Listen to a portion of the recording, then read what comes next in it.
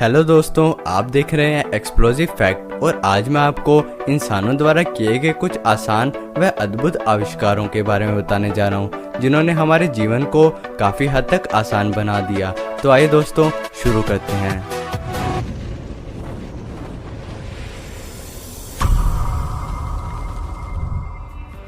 Invention number 4, invention of calculator यानी calculator का आविष्कार।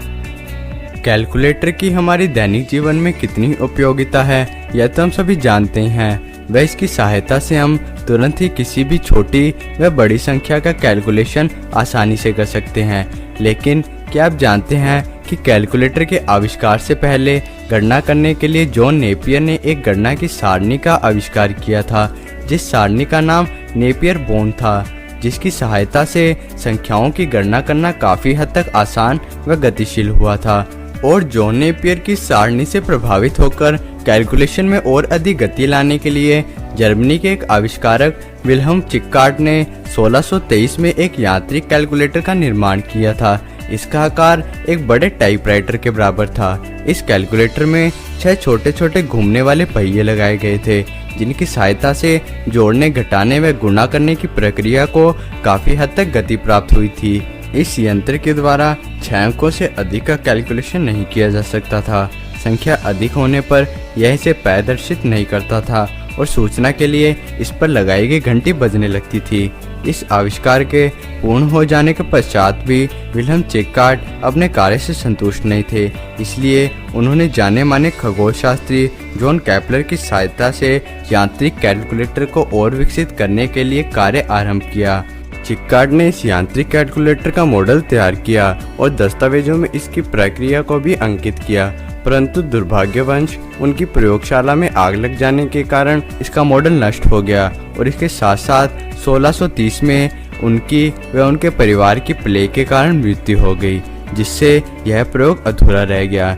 इसके पश्चात 1950 के दशक में रूस में जब केपलर के दस्तावेजों की खोजबीन की गई तो उनमें उस कैलकुलेटर का प्रारूप तो नहीं मिला, लेकिन उन दस्तावेजों के आधार पर यह प्रमाणित किया गया कि विल्हेम चिकार्ड यांत्रिक कैलकुलेटर के जनक थे।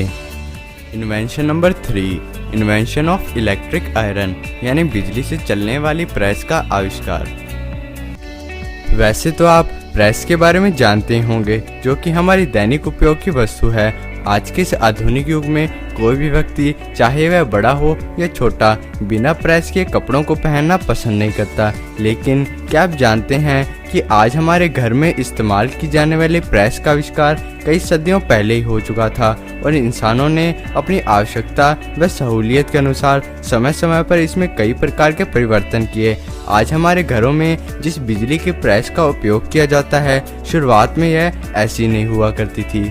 9वीं शताब्दी के प्रारंभ में कपड़ों को प्रेस करने के लिए धातु को गर्म करने के लिए लकड़ी व कोयले का उपयोग किया जाता था, परंतु कपड़ों पर प्रेस करने की यह प्रक्रिया काफ़ी कठिन थी, जिसमें अधिक समय व ईंधन की खपत होती थी। इसीलिए कपड़ों को प्रेस करने की प्रक्रिया को सरल करने के लिए बिजली से चलने वाली प्रेस का निर्माण 1882 में हेनरी सिली ने किया, जो कि एक अमेरिकन आविष्कारक थे। साथ ही इस प्रेस को पकड़ने के लिए एक हैंडल भी लगाया गया, लेकिन उस समय प्रेस का तापमान अधिक होने के कारण कपड़े के जलने की संभावना अधिक रहती थी, जिसके लिए 1930 में प्रेस को विकसित करके उसमें एक थर्मोस्टेट लगाया गया, जिसका कार्य प्रेस के तापमान को कपड़े के अनुसार कम या ज़्यादा करना था।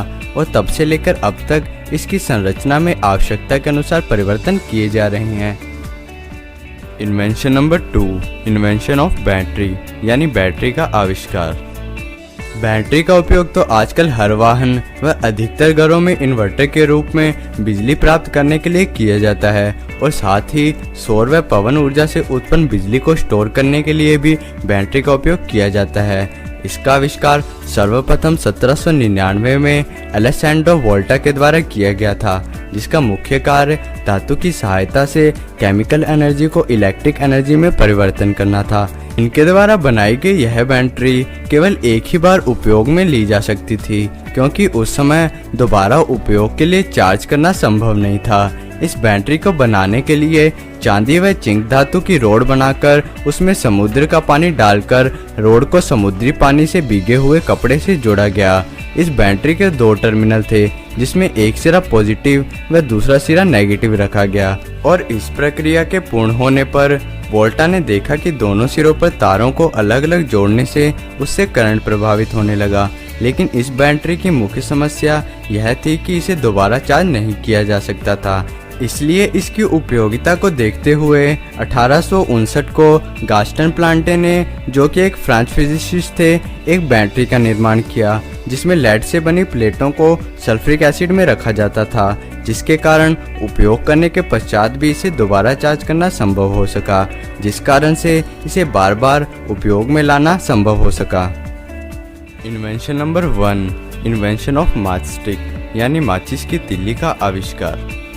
सामान्य रूप से अगर देखा जाए तो आग जलाने के लिए आजकल हम माचिस व लाइटर का उपयोग करते हैं और दोनों का आविष्कार लगभग एक ही समय में हुआ था और यह दोनों एक दूसरे के समांतर व हर घर की रसोई की आवश्यक वस्तु है, जिसके बिना आग जलाना संभव नहीं है।